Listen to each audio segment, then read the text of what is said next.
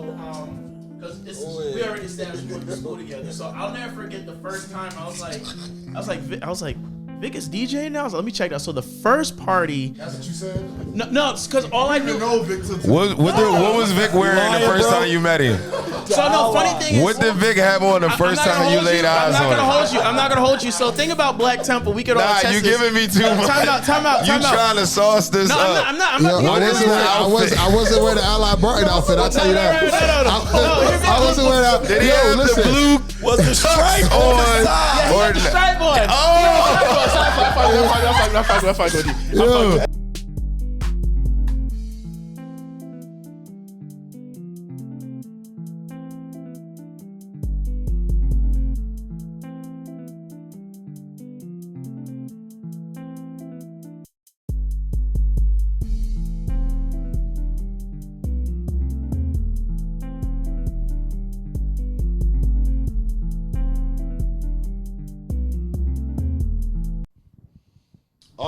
All right. We are back. It is episode 4. Episode 4, just want to shout out to all the viewers on episode 3. 600 views. Thank you. This is Pregame on Clout Feek. I'm your host. In Feek We Trust. Feek, we are on the Playmaker Podcast Network. Shout outs to Reg. It's his birthday this weekend. Yes, sir. Let's go, Reg. Let's go. Okay.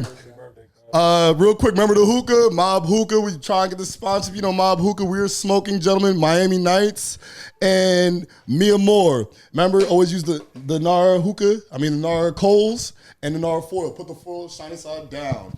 Let's get started. Real talk, it gets that detailed. Look, I'm telling you, look. The foil, you got to put the shiny side down. Next episode, I'm going to show you the foil. But this episode, we are going to do, these gentlemen right here, to me, are the best DJs in Philly. I've been in here 7 years and literally see them all, like from 1925 to Pub Web to like Silk City. They go all the way up. Now it's like I see them with celebrities. Every major artist that comes to the city, one of these 3 niggas are DJing for them when they show out. So we're gonna start. I never mess with my man Jared. Y'all remember Jared? Jared, how you feeling, Jared? You all right? Yeah, I'm feeling great. All right, so we're gonna start. I want you guys to go around, introduce yourselves, your DJ name, if you want to say your real name, and your upcoming event. Something that's upcoming that you want to maybe promote, that you got going on, whichever you want to start. Yo, Vic B here, checking in. We got Creep coming up, biggest Halloween party in the city, you feel me? 2000s theme, we having fun, shout out my nigga Dior. And yeah, we got that for Halloween coming up. What's up? AMH here, man. I got like, I'm on a Creep party, you know what I'm saying? I'm also on my man party that weekend. Got a 70s party coming up, so R&B will be here soon, man. Look up. Check. Y'all can hear me? Sir, yes, we can hear you, boy. Boys, stop. You know, DJ A Boogie, 100.3 R&B, Philly, Team Hennessy, Team Moet. Dope Shows official DJ, Murray official DJ, and Club King DJ with my 2 guys right here to my left. Yeah, we don't gotta talk about. Nah, we gonna get into it. We gonna dive. Look, so one thing about y'all, what I really appreciate. On my fault, Jared. You wanna go? You wanna intro? You wanna give a memorable moment? Like you wanna? Yeah, go ahead. No, I'm not a DJ, obviously, but name's Jared. Also a host of another podcast that's premiering October 27th on the Playmakers podcast. So Playmakers Network, I apologize. Call it is what it is with Jared Smith. So be on the lookout for that. And it's always a good time when I'm out here on Clout Feek. So yes, looking forward to a good night with you guys. All right, gentlemen, let's get into it. So I want to talk about first, what started y'all? Like, what got you into DJing? Was it another DJ? Did you grow up always liking music? Did you go out one night and be like, yo, I can do this? Y'all all in Philly, and I feel like y'all all close. Y'all all, like, talk to each other. It's not like y'all first time meeting. Like, y'all been around each other. So, like, how did y'all get started? Anybody? Like, yeah. Nah, I feel like you should definitely give your version since, we've been in Philly longer than you. You should give your... So you said, how did I get started? How did you get started? What got you started? AKA, he wasn't listening. Let's just get that out of the way. Yo, so I got to start DJing technically in college. When I was in high school, I used to play football. I was the person, the hype man of the team. And I always had a passion with music. Always was interested in music. I was in my church choir growing up, playing instruments and shit. So, So for real, I started when I was in college and turned up Temple. You feel me? Shout out Temple University. You feel me? These Temple heads, that's mad Temple heads. They're everywhere. Yeah, I took over Temple, and then after I took over Temple, I tried to make my way into the city. And here we are. Okay. Been rolling since. Yeah. I remember when he started too, man. Boy, on the storm. I started in school as well. I like music. It's crazy because I was in the church. I was a drummer for years. Nobody really knows that. So if y'all hearing this, is probably the first time y'all hear it for real. But you play like regular drums? Yeah, like I played the congos. I'm African. Right? The congos. Yeah, I did all that stuff. So I just went to college, man, and then up there it wasn't too many dudes. I never forget, it was this boy named Nasty Naj. He was that nigga up there. I was like, we go to the parties. But at my school was the first time I seen, like, I'm from Philly, so it's just DJing for Philly people is different. But then when you got to go DJ for like other people, that's where you really learn, like, you know what I'm saying? Like, okay, I can really do this shit for real. So Pittsburgh and Ohio and Harrisburg and New York, people come from like DMV, it was just different. Yeah. So IUP, shout out to IUP, man. Everybody from IUP, like crazy party school if you don't know. Yeah. I started there. Yeah, I started there, then did my own college tour on my own. So came home. It's crazy. This was one of the first dudes I met, Damage, and then him.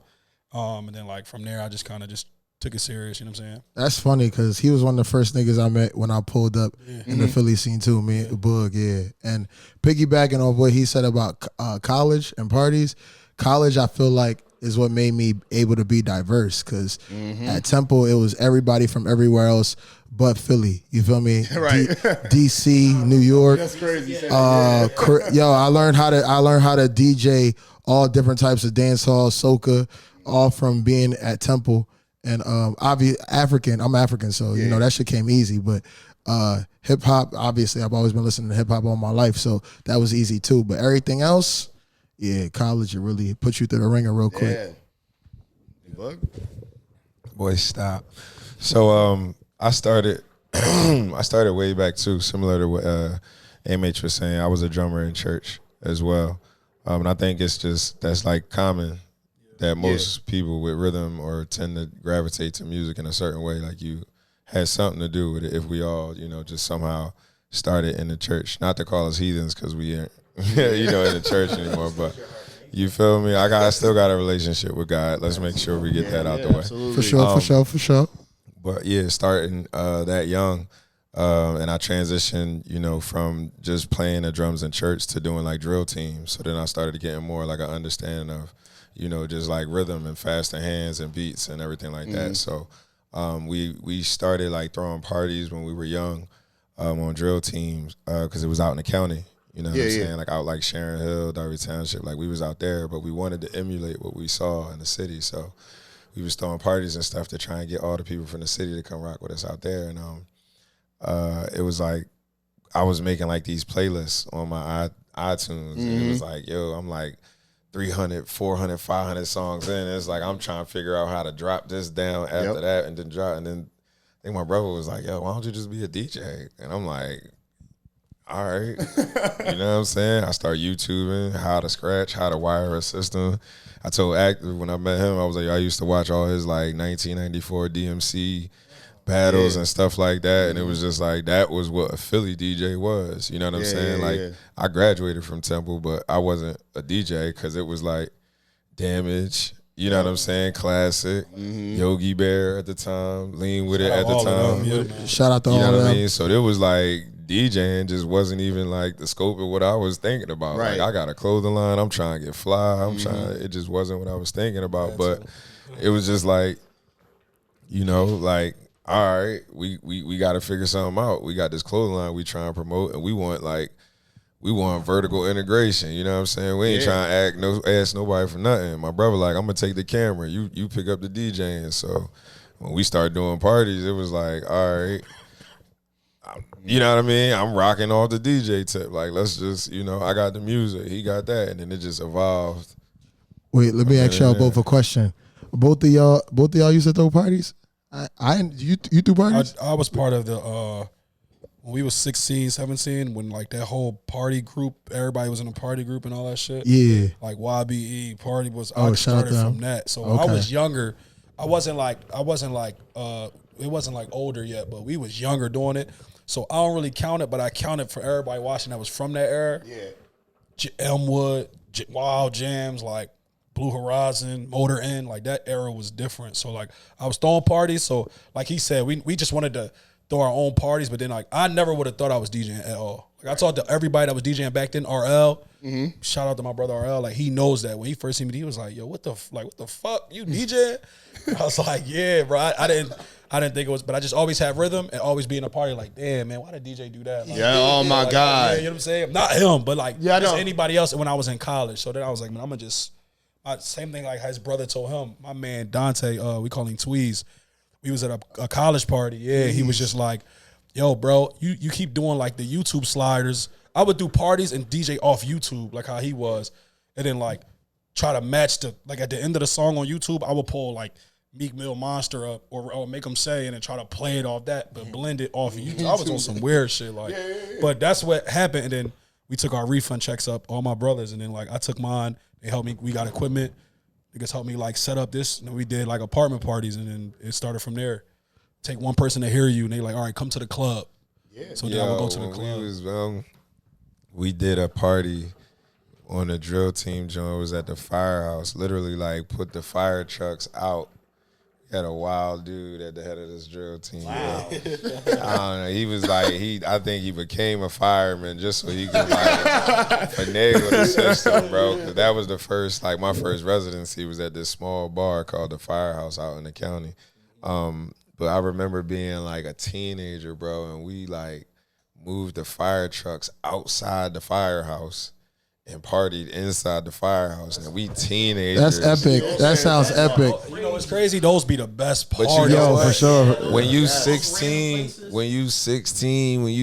17, it's like, bro, I ain't thinking I'm doing something that's going to be Yeah. considered consumer engagement in 2022. Like, Yeah, no funny. I'm having a good time. I'm having a good time. I like to see my friends have fun. Nah, it was just, yo, he a circumstantial? fireman. Yo, we need a building. Can't go in nobody's crib. Yo, let's use the firehouse. Yo, we gonna put the trucks out there. Bro, we in there, no cap, bro. We 16. Nah, I'm 16, 17. We younger than that, bro, because I was on drill team. We young. And it's like all we try and do is just get all the chicks from the city to come to the county.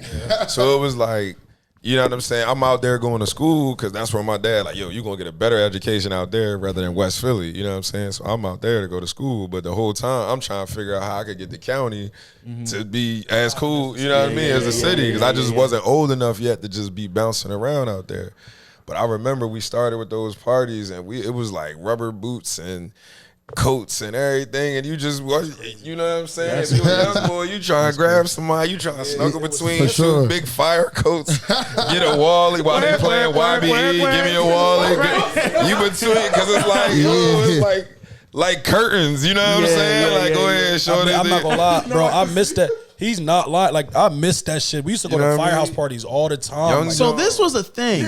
Yo, Philly, they would take, you could rent out. So when he did it, that was really some shit. Like, So they you had to could rent really out a muscle firehouse? But they them. actually had them venues Where you next could- door to the yes, firehouse. yes. Like every firehouse had like a whatever next VFW door, type, like a yeah. VFW Yeah. lodge house. I think they realized they could start making money off of it. yeah, I I mean, know. yeah. I have a friend that's a firefighter. I might be like, yo, we might like, yo, It's always a building right next to a Let me borrow firehouse, your no matter firehouse what. real quick. It's somewhere that they go kick it when they got to do holiday parties and whatever. It's something there, and yeah, they be renting that joint out. But I started in that on some where the bar is in the basement. That was my first residency. Yeah. But as a young boy, I'm saying I didn't realize that I was launching my DJ career throwing these parties. It was just like, Yo, I wish. yo, we got a drill team. We can't compete with King Sesson and, Yeah. and Magic. Shout out to all them. If y'all know what I'm talking about, when drill teams was really popping in the city, summertime, they liable to come down any block. 100, 200 people deep. All you wanted to do was be in drill team because it's like all the bad chicks was at drill. So we like, how do we get all of them to the, you know what I'm saying? Then when I got older, like he said, me and my homies was in college. I don't know how y'all used to do it, but I ain't want to have to pay the rent out my pocket, so we used to throw what we call rent parties. Host a party every week at our joint. That's a good joint. Whatever to get. Yo, it might be $1 to enter, right? But then we was like, yo, we gonna build our own bar. So we used to build our own bar, and then you get cool with, I ain't gonna shout out certain business owners that's out nowadays, but when you like, yo, bro, how you be making the Henny look like Henny? How you be making the what is it, the Ciroc at the time? It was like, yo, how you make the Ciroc looking at the, and they got the flavors. Well, no, you just mix this with what, bro? We was in the crib. Our bar doing every bit of 1,500, 2,000 off of $5 shots, bro. What? Pay the rent. I wish I would have known about that VFW fire trick when I was in college, because I was paying out of pocket for all my parties, yo. That's crazy. I'm kind of sick. I'm hearing it now. Like, I started popping at Temple throwing parties, and like nobody was really taking me serious. When I announced I was a DJ, I was working security for Ally Barton for Temple. For 40 hours. Yeah, I know. What buildings you work? I used to work every building. I used to work. I used to work every building on some real shit. So I told niggas I wanted to be a DJ. Stripe on your pants, bro. I had it was so crazy. That stripe would get you killed. You know what's so crazy? It was so crazy that like when I used to go to parties, a lot of the bitches used to think that I was an Ally Barton worker. I ain't go to Temple, like, cause they used to only see me. I wasn't, you feel me? No, it wasn't even on that type time. I just didn't know them. So like they would see my face. I'd be in buildings that, I mean, I was in Fox, so I was in one building a lot of my classes. I'm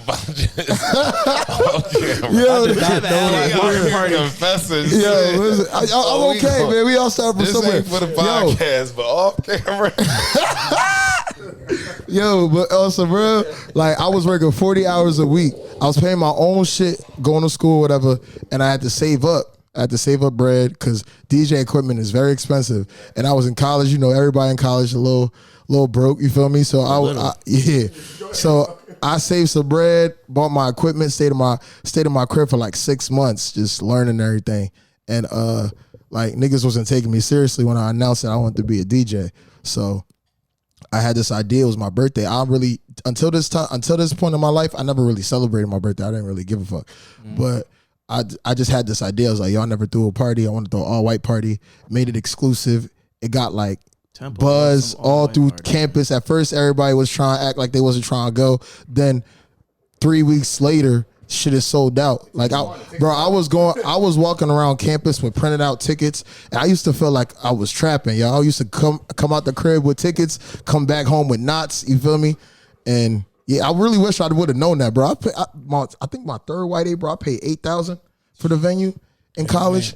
I'm not gonna lie to you, bro. I ain't had to do that. That's crazy. Yeah. Like it was me and shout out my nigga Dante. Me and my nigga Dante ever pay $8,000, bro. Any venue, bro. Like, no, actually, no. I think the whole party cost me $8,000. I think the venue was had to be like three, four. It was a big ass space, and we was bringing out people dressed in all white. Really, actually, matter of fact, I had this nigga DJ one of them. Oh yeah, so. That was your first one? No, my first one.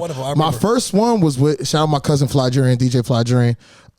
Where he spun the whole joint, and we started DJing together. That's actually who like I had that conversation with that made me push the homie. He spoke to his brother. He spoke to his homies. It was my cousin.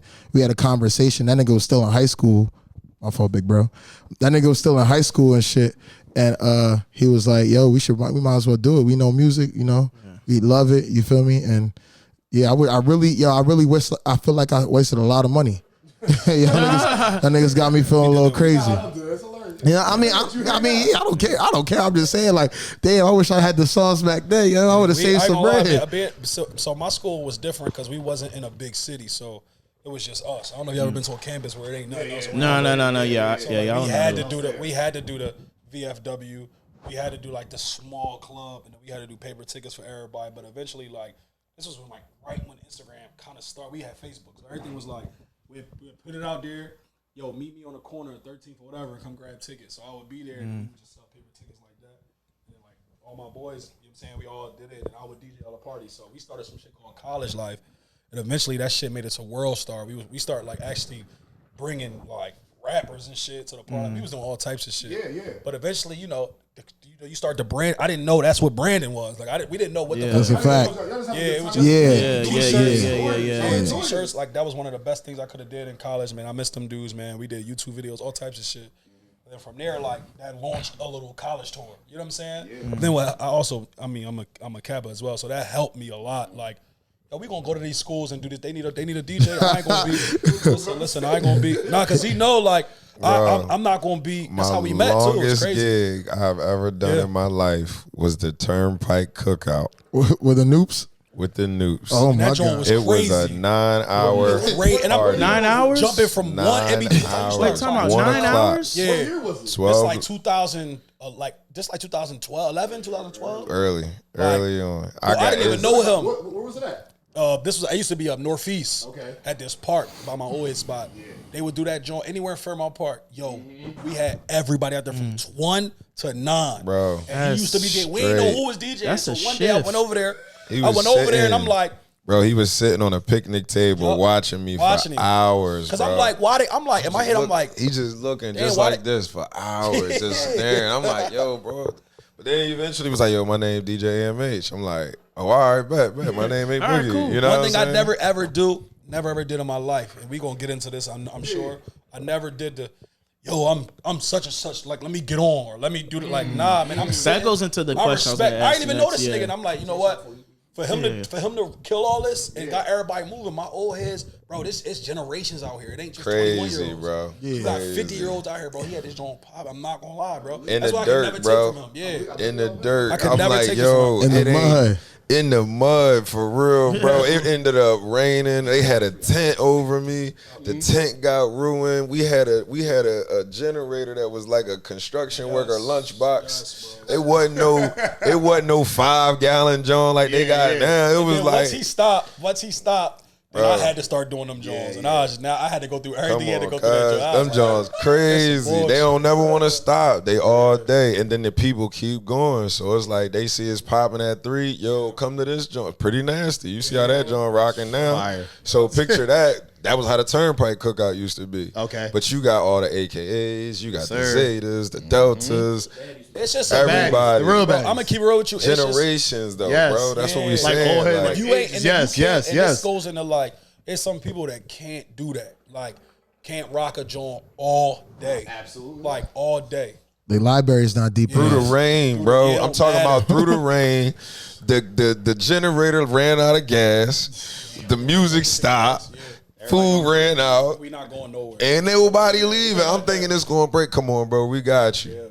And we gonna keep rocking, bro. It was like these DJs now can't. But that rock says something. Hours, bro. Yeah, and that says something because they usually hire Kappa dudes. You know what I'm saying? Or they Yeah. usually hire. He was popping. They like, yo. I ain't even know Capper. Yeah, he was popping. They like, yo, we need this.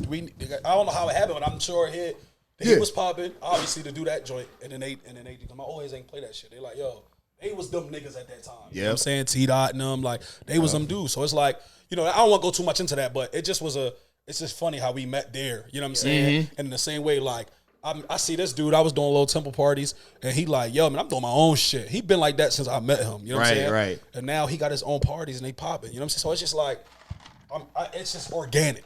Right. I met them two organically, and we all got our own paths, but it's just that's what's up. You know what I'm saying? Like, One thing my boys got to do Yeah, more. let's take a shot. My fault. Oh, yeah, go ahead. Go ahead. Sure. Take the shot. Let's Yeah. take a shot. Take a shot. It's just a shot thing. Can we get more calls too? Yeah. We come. Hey, this is the best hook in the city, don't bro. get your 5-star This the review. best We hook in done. the city. Say it again. Say it again. It depends how this next round is. Next round. I wasn't here for the first one. It's gonna last the first one. I entire didn't show. really- It's gonna Yeah, last we the gonna see. entire show. We gonna see. Let's take a shot real quick, gentlemen. Put your cups up to the DJs, best DJs in Philly. Thank you for being here. Really appreciate it. Love y'all. We appreciate Okay? you. I Okay. got a question.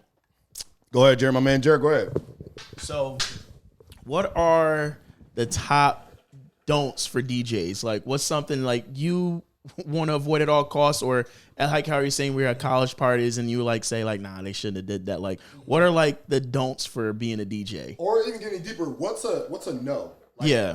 So what are like your don'ts, and have you said no? You don't gotta get specific, because people listen to names stuff. Like, Yeah, I think that's a what's like two-part don't? question. Yeah. Yeah. So I started depending on how you DJ. Everybody's got their own way. If you want to be For me, man, a no for me is I don't just fall into requests. So if somebody asks me for something in the middle of a set, if I clearly got this set going a certain way and it's sliding, for me the word slide mean this shit is rolling. Like it's almost like this is the reason why we DJ. We like making motherfuckers move, and it's not even that. We like creating movies. Yeah. If you got a part of every party is always parts. It's different parts. You might have some part that's kind of common. So it's not just throwing a bunch of songs together. Nah, you got a part that's slot, like you like got that in the headlock. We call it. We got it in the headlock right now. Mm-hmm. Somebody like, yo, I need to hear like I don't know, like I need to hear no hand. No, FBG Duck. I need to hear like I don't know. Niggas be saying anything. I need to hear bro. like fuck nigga free right now, but say like this part of the party, I'm doing something else. Now mind you, I would probably slide that in, but. Just a random song. Yes. I feel he throws let's the say chemistry off. like an R&B song, but you slide in this part. I would just be like, I won't say no, but I'll just be like, yo, I'm not doing it right now, but just give me some time. I'm gonna work it in. And if they want to leave or whatever, I want to hear Turk music. But if I got it jumping in a certain way, they can leave. It's okay because anybody who knows me, they know I'm eventually gonna get there. Yeah. And that's the part like people don't respect that no more. But if you good, it's like your talent to make them respect. Because it. like on TV, it'd be like, hey man, play this and like slow a couple of dollars. So I didn't realize like requesting might actually like throw off what it is you guys already got going on. The parties we do, niggas will look at you crazy. Yep. like he said, it's a flow. Like people don't understand the psychology of DJing. It's not just like you said, like we're not a playlist. We're literally performers, we're entertainers, we're artists. So like when we put things together, there's a reason why we're going that. If I play Nicki Minaj Monster, and even though it's not a current song, I have something else that I want to play that might make you drop your jaw. But like might go into Meek Monster just off the top. You see what I'm saying? Yeah. So it's like there's certain things that I want to do, and I'm literally in that moment I'm an artist. I'm creating ambiance, you see what I'm saying? So like a no for me, like I've been waiting to get this off my chest. As a DJ, I hate when somebody in front of me before my set wants to play the top 5 songs that's going on. You gotta let the party. Yeah, no. How about elaborate on that? Yo, please. like my thing is that like it's like. I'll never be shook. If something that happens, this happened to me a lot. And I'll never be shook. And I know these two, they don't really care about that because at the end of the day, number one, we've been doing this for a while. We have the composure and we have the resources, the library to still turn up a party without those 5 top songs. However, like what you're doing is that you're mitigating that moment. So like if you play Fuck Nigga Free and it's 11 o'clock, what happens is now it doesn't have the same impact as when it's 1 o'clock. And people may argue like, yeah, it does, blah, blah, blah. Yes, if everybody's drunk, yeah, they might not remember. But as a DJ, now you just threw me not in a bind, but you just threw me off because it's like, to me, it's kind of like, it just shows me that you either are inexperienced or you hating. And it's like, I don't even want to get into the details of that, like as far as like my thought process and why I feel that way, but like that's a big no for me. Like I don't appreciate that. When I had to open up for these guys, like coming up, that's one thing that I prided myself on. Like, yo, bro, my first thing I say when they pull up, yo, you got everything. I ain't played nothing. I'm like, all right, bet. Right. Like you feel me? That's love, and then bro. they could just play freely. Yeah. And like even with me, if by the rare chance that they do that for me, there's nothing's played. Like if nothing's played, I feel comfortable. I feel good. Like when these two are with me and like they pull up on me and they either grab the mic or they was DJing before me or I was DJing before them, it's always like there's a synergy there. You feel me? And like that's one thing that at least with young DJs I'll be trying to really preach on, because you don't want to be in front of you don't want to open up for a Funk Flex or a big name DJ and do something like that and mess up your opportunity to network, because now they might feel slighted. You know what I'm saying? Because I will say this, that's a good point, man. Because I know for me, like if I hear the same song at a party like twice, I'm like, all right, what are they doing? Like, it's like I heard this already. Yeah. So I didn't know it went that. Yeah, deep. there's a psychology behind DJing that people don't understand. Like it's a constant read and react. It's not just we're literally not playlists. If you wanted a playlist, you would just play Spotify. People are paying us to create moments, to control the crowd. You feel me? Like Like that's what we do. Like it's literally the same ways people go to school to be a doctor. Our experience is equal in that of this lane. So it's like we do this for real. Like so people tend to forget, like he said before, the request thing. Like I think personally, it's kind of common sense that if a song is a top 10 song, I'm gonna play it at some point. So you don't need to really come over and request "fuck nigga free" because it's "fuck nigga free." Like if I don't play that, then obviously I'm not good at what I do. So like in that moment, and I understand because people want to hear it when they want to hear it. And I do get it. I have patience, just like these two. You know, you got to be patient with people. They don't know. I'm never gonna be an asshole about it. And I'll say the same thing he said. Like, yo, I'll get there. If you tip me, I may reconsider. But like outside of that, like I mean, like like he said it. Like to give a perfect explanation, it's a movie. It's a script. You feel me? There's a reason why I'm playing this song at 11 p.m. and there's a reason why I'm playing this song at 1:30. You feel me? So yeah. Plug your nose, and don't do's, things you don't do, like places you don't do. Wait, can you repeat the question? So like, what are some no's for like a DJ? Like, or you had to say no, or like places you won't do now because you're at this level now where you're at. Don't say Pub Web, man. Nah.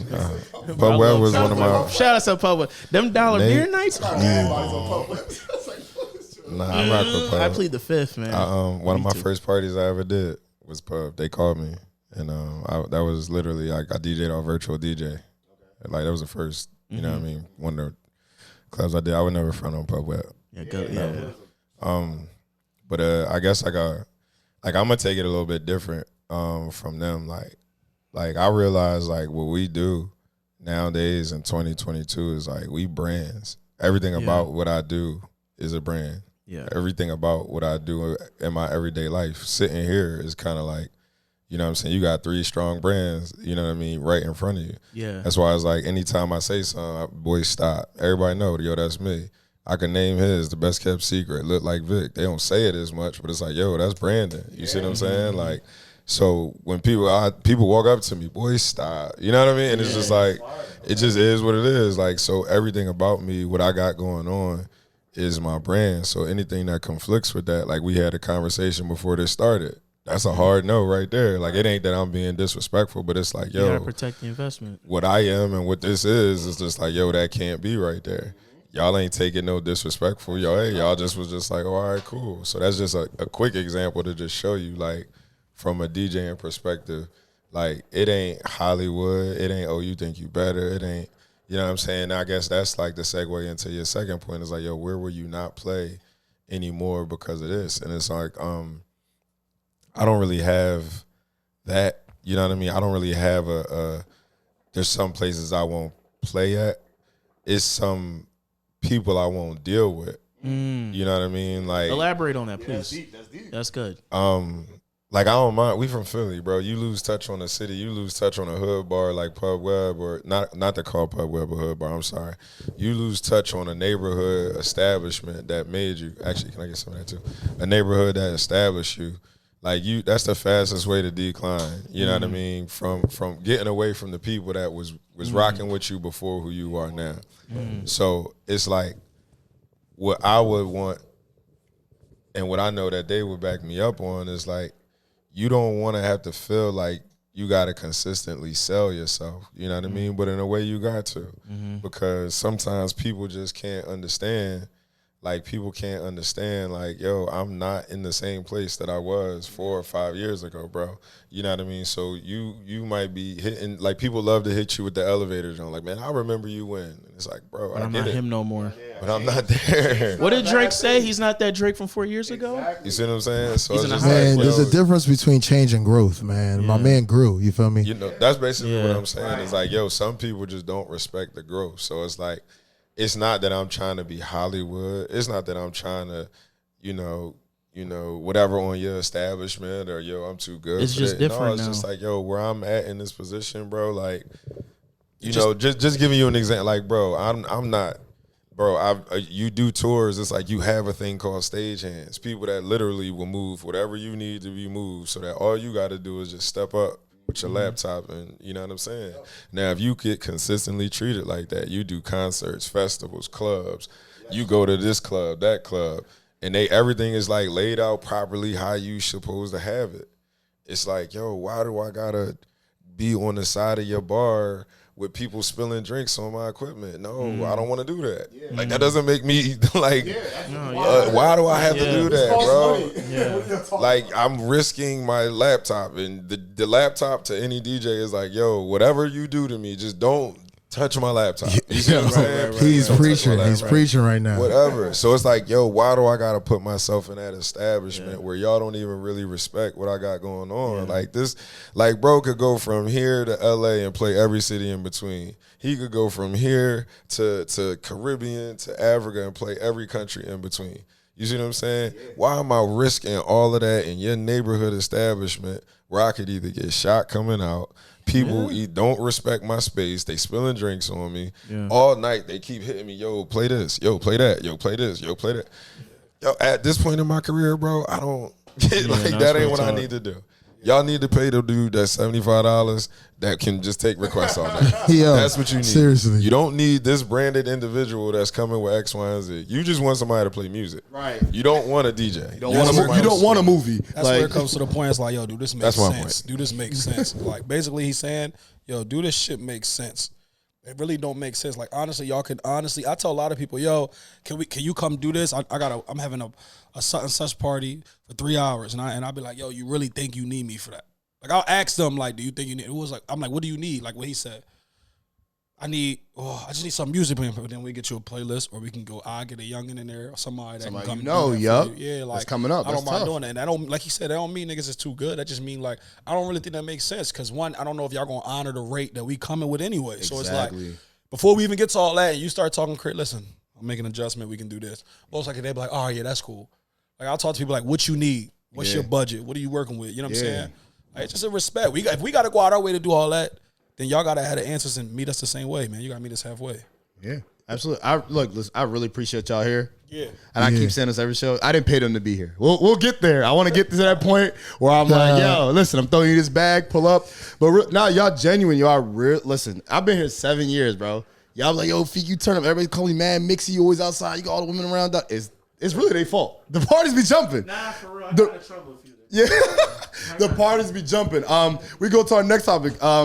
What are some of your? You go. I just have one quick one. No, we'll go right. What you want? To, go ahead, Jared. You. All right, What's going on? all right. So, as a DJ, what in your opinion was the best year of music? So for me as a consumer, when Controller and Work came out, oh my god, that was Work the era. The Controller That was remix the or era. vice versa. Oh my god, It's hard, man. I ain't gonna lie to you, man. From my years in between from now to like 2010, I can't.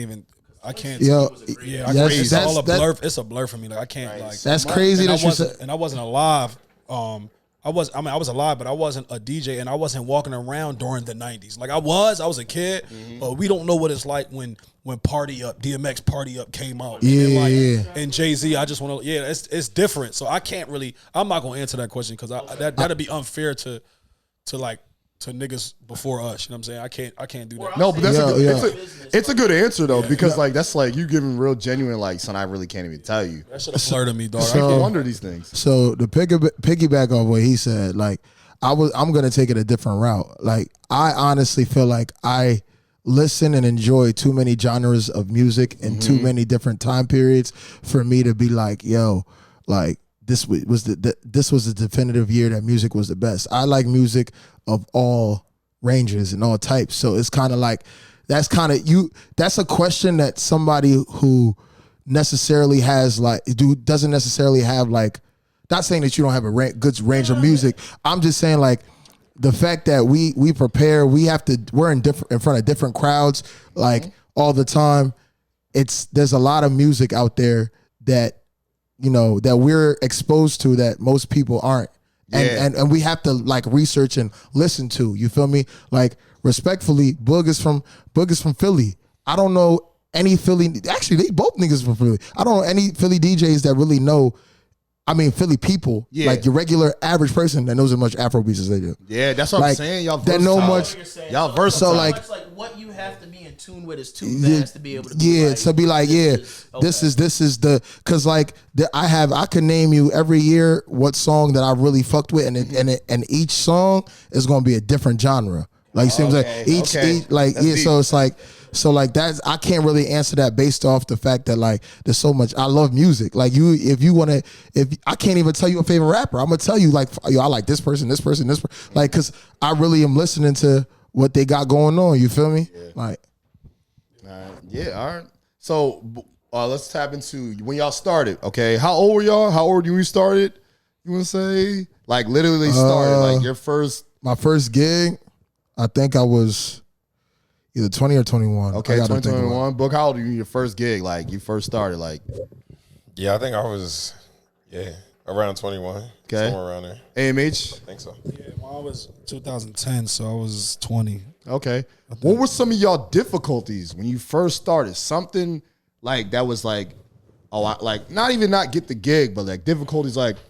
You said like about how when people spilling drinks on you, stuff like that. Was that maybe something you realized? Oh, I don't like this, but it keeps happening, or people keep asking for music. What was the difference? Oh, I can't get this venue. I'm not there yet, or people weren't respecting you. What was like some of your difficulties that obviously now you don't even face? That you look back on. I'm giving y'all a question. Let y'all go on. I mean, all right. My I guess from my perspective was like when I first got into the game, it was like, it wasn't all about social media. Okay. It was really about like being somebody that people knew in the city. Like it wasn't like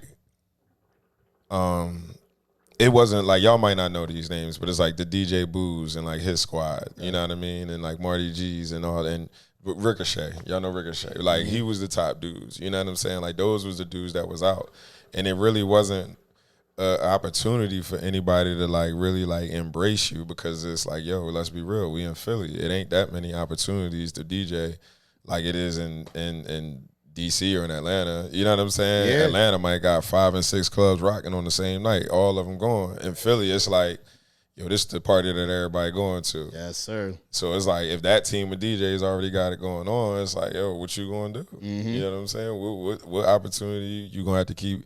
Either you going to get down or lay down, like Bean said. So it was like I had to face up early on, like, yo, I ain't finna like run behind of a DJ squad or like keep begging somebody to put me on. I'm going to just create my own. Yeah. You know what I mean? Create my own lane. And it was just like organically over time, like touch one person here, touch 2 people there. You know what I'm saying? Like I don't even know. Me and Feek might have met randomly. You know what I'm saying? Like randomly. I don't even know how. One random, yo, you Feek from such and such. Yeah, that's me. Oh, you book. Oh, all right, bet. All right, cool. And then you know what I'm saying? Like so, it's just like I don't have to deal with that now because it's like, all right, you know the name or you know the brand or you've seen somebody somewhere. Like social media allows you to be seen now. Okay. Like back then, it wasn't like. I'm not saying back then like I'm all super old. I'm just saying like I just remember being, in a position. At a time before social media was a thing, though. Yeah, definitely. He definitely like starting it. Yeah, like, it was just starting. It was just starting. It wasn't like yo, you at Nodo or wherever you at, you got to get certain pictures. You got to get certain promotion. Even go. It was word of mouth. Yo, I'm going here. Pull up and people start talking. It was paper flyers, you know what I'm saying? Yeah, paper tickets. Like you used to have to go, shout out to the Africans at DocuCare, but they used to have the city on Smash. Like they was printing out everybody flyers. Yo, 2,000, 3,000 flyers. And then it's like that's where I printed my first tickets. Nowadays it's like, yo, you see someone on people's car, like somebody might leave one on your car, but that's like a lost art form. You know what I mean? People don't even really pay attention to that. But that's what we saying, or that's what I'm saying, is like back then you had to really be known. It wasn't no like, oh, you know what I mean, take a couple pictures on the gram, front like I got money, it's really my refund check. Right. Rent a car in Miami and flex like I got a Rolls Royce. And, you know what I'm saying? It wasn't none of that. It was like, yo, I know you in real life. Like, yo, can you dress in real life? And ain't nobody taking pictures with you. You know what I'm saying? Are you dress in real life? Like when it wasn't an opportunity for everybody to showcase your outfit, comment, and you get all this false confidence based off of social media. It was like, yo, like people really know you when you're for getting fly. Do Did you really stand in line to get Jordans when they first came out? You really know what, you know what I mean? You really know what that's about, bro. Yo, those were the days, yo. You see what I'm saying? Wasn't I got lucky on a raffle over here. No, bro, them Jordans coming out. You doing 8 to 12 hours on the block. On the block. Big in ass the line. rain. And you making homies like that. Yeah. Yo, bro, you got them other joint. Yo, I got them other joint. 8 hours straight. You just outside. Talking to a random. You see what I'm saying? I'm going left with it, but what I'm saying was that was the difficulty just in, you know what I mean? And anything that you was doing back then, it wasn't like this quick microwave, like, oh, I could get to it fast. Yeah. You really had a crowd. You really had to know somebody that could do property management and that could really do the work on my house. I couldn't just be like, yo, need a contractor on my story and then someone 1,000 says, people DMing you, use him, you. I had to be like, yo, bro, you still got them dudes that got that joint for the low? All right, bet. Yeah, because I need them. Yeah. You see what I'm saying? Yeah, like, no, absolutely. You shit. That's damn. what I mean. I didn't even think like, about that. I'm crazy. sorry. All right. So Now you good. Go ahead. I came in the game later than they did, and my difficulty, like I said, I was at Temple. I think it was a respect thing. I feel like every time I get to the next level, I feel like I'm the underdog. Okay. So like at Temple, there was rest in peace, my man Chaos, Chaos, DJ SK, Lean. There was a lot of people making noise. Shout out Bobby Flowers, aka Lean with it. A lot of people, a lot of people had Temple before me. So after, like, when I first introduced myself in the game, I felt like I wasn't getting any respect or recognition, and that was a hump that I had to get over in college. And then when I tried to make the transition to the city, especially being somebody who's not born in Philly, you feel me? Like, it was a lot of uphill battles I had to deal with. As far as don't do this, book. Don't do this, book. Everybody comes at the hookah. You go to Blue Martini right now, this shit not gonna bust as long as this or chase this one. Go ahead, bro. What you about to say? I believe this, John. I'm gonna that. use your phrase. It could be busting, but you just took 2 pebbles off to put 3 pebbles What you mean? on. You're not even talking. Y'all see what's going on. Put the coals on. What you mean? We here. Is it pulling? Is it pulling? Whoa, what? Tell him. It's pulling, right? Is it pulling? Pebbles up Is there, it pulling? It's pulling? 8 pebbles. Let's do basic math. 8 my pebbles God. could equal 1 coal. Just It's saying. different coals. It's different coals. This your podcast, bro, but you want the real. We gonna Yo, give you the real everybody on that this comes show. here loves the hookah, bro. I'm not hating. It's 3 of us getting down on this bitch. I have to give DJ his props. So, because we already established we went to school together. So I'll never forget the first time I was like, Vic is DJ now. So let me check that. So the first party. That's what you said? No, it's because all I knew. know Vic till What was Vic wearing the first time you met him? So no, funny thing is, What did Vic have on the first time you laid eyes on him? I'm not gonna hold you. So think about Black Temple. We could all Nah, test you this. giving me too much. Time out. You trying to sauce this No, up? I'm not. What is the outfit? I wasn't wearing the Ally Barton outfit. I'll tell you that. No, I wasn't wearing that. Did he have the blue? Was the stripe on? Yeah, he had the stripe on.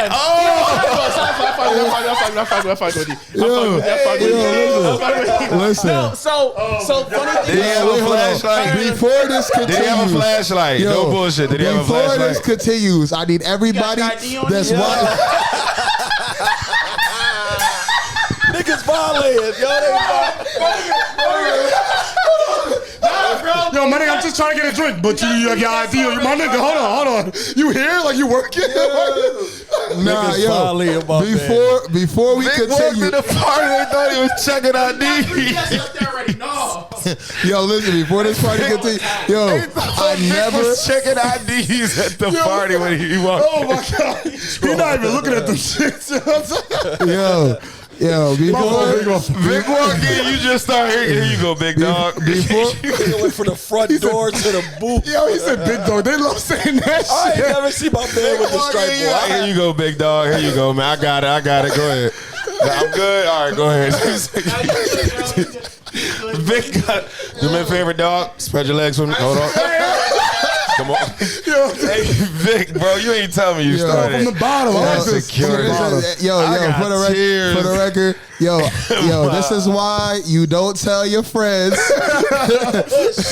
your past We jobs. not letting this Yo, go. listen, y'all only hearing this now for the next 3 weeks. I'm not going to hear the end of this.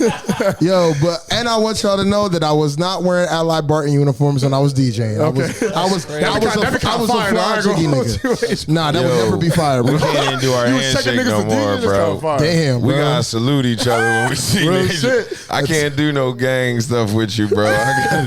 Everything gotta be on the up and up now. My boy, Go ahead. So all I knew, only DJ I knew was DJ Lean when I went to Temple. So then they were like, "Yo, Vic is DJing at I think it was Rumor. And I was like, "Oh shoot!" Now, granted, I'm not gonna lie, like I'm not gonna cap. Like this is the longest we ever talked, but like black people at Temple all knew each other. And then I think that was the night that Ben Simmons came through. This was a while ago. I think it's when he first got drafted. This is when he first got drafted, and I was like, "Oh shit!" What club was this? This was Rumor. Okay. It was like, and that was like the basement part. Because the white people party on top, and the black people they put in the dungeon downstairs. So I was like, "Oh shit, he's dapping up Ben Simmons." And I was like, "Man, niggas ain't came a long way." But I didn't know he worked at Ally Barton at the time, so that just makes that story. I think you got the time because I think I remember that time. That was later. That was after I I had my 1 foot in the city and then 1 foot at college. Okay. So like, shout out to T Dot. T Dot was the first person to give me a city gig at Recess. Shout out Recess. I miss Recess. Man. Yeah, I got Recess. No. But shout out to DJ Vic. They ain't let you in. No. That's the only problem anybody ever got. It's disrespectful because I didn't realize after a certain hour it was members only. It wasn't members only. Probably. That's what they tell niggas outside. Yeah, no, for real. No, I got turned away at the door. No, so here's what made it saltier. So it was me, my friends, and like 3 girls. So it was like the ratio was in our favor. It was like 2 dudes for 3 girls. So I was like, all right, bet. That's not in your favor, bro. It was. I mean, I thought it was until they're like, they could get in, but you can't. I was like, that's what I'm saying. I was like, whoa. So then so what made it even saltier was I was like, that ain't no rule, bro. I felt so stupid. The bull pointed at the sign. It said after 1 a.m. members only. I was like, damn. We gotta get back on topic. No disrespect, they brains. Listen, this is F Recess. Oh my! I can't do that. Recess showed us love. Yeah, Recess showed me love. Yo, shout out my boy Dorsey, man. Recess, the GOAT. Yo, Recess showed me love, man. I love that spot, man. Okay, some good. Hey, mate, your difficulties, real quick. Any difficulties you think of, like when you first started? Yeah, I ain't gonna lie, trying to just get in and without knowing everything and like, hey, that was My bad. Nah, what you mean? Like, yo, where is he getting all this smoke from this hookah from, bro? This is the best one. Let me help you. The best hookah. This is the best one. Like, look. What you mean? That's the best one. I'm sorry, y'all. Ain't no sorry. It's the best hookah city he wanted. I'm just trying to figure out. This is the first time you. That was for real. That was that Bug explained it, like just trying to get in it. Okay. You know what I'm saying? And then without knowing everybody or people already got a certain wave they following. Yeah. And you breaking in and doing shit. Like, nah, bro. I pledged this for real. These dudes came in with the Kappa network. I was like, dang, there go my turnpike gig. Mm-hmm. Oh, man. The HBK come. I'm like, there go my T-Dot gig. Shout out HBK. Man. But then you see what I'm saying? You had to fight through the DJ booths, and it was like, yo, these young, hungry dudes is coming up. Yeah. That got their foot on your neck. Like, you the popping ball because you was the one chasing everybody. Yeah. Now it's like, all right, you on top, and they like, yo, you heard that boy AMH? Yeah. You heard that boy Vic B? He could throw his own parties and DJ. Right. Yeah. You see what I I'm ain't gonna lie, saying? I feel like it still was tough. Like, for I'm me, just though, joking with it now. it was that Kappa shit helped. I'm not gonna hold you. Yeah. I done did 20. Niggas don't know this because I don't really be like, I done did like 20 states, man, off that shit, bro. So like, I was able to build clientele everywhere else that helped me do like overseas and all that shit. So that shit helped. You know what I'm saying? Yo, my boy been Croatian. Niggas would be like, man, they got a cap and they go, he about to play some Greek shit. They be like, nah, like I'm coming in there. I had to do Compound Atlanta from 1 a.m. to 4 by myself. Future walked in that bitch and stayed. Like, I don't tell niggas that. I don't be back then. I ain't have a camera with me everywhere. Like, you humble, but I met the owner. Them niggas brought me down every fucking year after that. You know what I'm saying? So it's like, you still got to go in there and play. Yeah. Niggas can say whatever they want. You got to go in there and put 2 hands on that bitch and play. Say that one more time so they can hear you. Because people be forgetting that, Like he said, these niggas be trying to microwave it and do all this shit and all that. Bro, you still got to play. At the end of the day, you got to play. When you go to... And I found out in the first 5 minutes, I said, man, I got to switch this shit up. What I'm going to do? I'm about to go to Old Future. That shit work. I'm about to go Gucci. That shit work. I'm about to go, I'm going to try old ATL set. It work. Like, you can't, I've been to Houston, nigga. It is hard. Like, if you don't know where you at, and he gonna talk to us about this, and if we get to it, you gotta know what to play and what not to play. You gotta know what you gotta know where you at, and like niggas don't know all that shit, man. And I wish niggas, I just pray niggas do their research, man, cause that shit gonna be the difference between you walking out that motherfucker. You know what I'm saying? Yeah. Cool. Or the yeah, bro. Yeah, I did LA. crazy. I did LA. Listen. I did LA, not Hollywood. I did LA like in a city where niggas book me at, and it's like you got to know what to play, bro. That shit is not no game. You got to get back home. You got to make sure you know what you're doing to get back home. It's like I don't talk about that shit because I don't care. That's my story. He got his story. Like I'm not finna tell everybody because that's the thing about DJing. Like I'm not supposed to just give you the game. Like that's right. I had to learn. Ain't nobody fucking help me at all. Nobody helped me neither. I had to figure out how to do it. I had these when I got cool. We naturally got cool. Like off just like kicking it and being in the same places. So then it's like, yo, like I learned how to really like no bullshit from this nigga. He probably never noticed. I never told him ever. I learned how to like I could play hits and go crazy, but I learned how to like slow down and really let this shit like marinate from this nigga. Like he could go whatever lane he want, but it's like niggas would be like, oh, he because when we first heard him strip club, he was rolling like trap shit. He had the little trap mixtapes. Like that was the only one. I found out like, oh man, you could make this shit work. Just like chill, slow the fuck down and chill. Calm down, collect yourself. Also, my nigga Lean would have told me the same thing, bro. Just slow down. Like you got shit in the head. Like why are you rushing?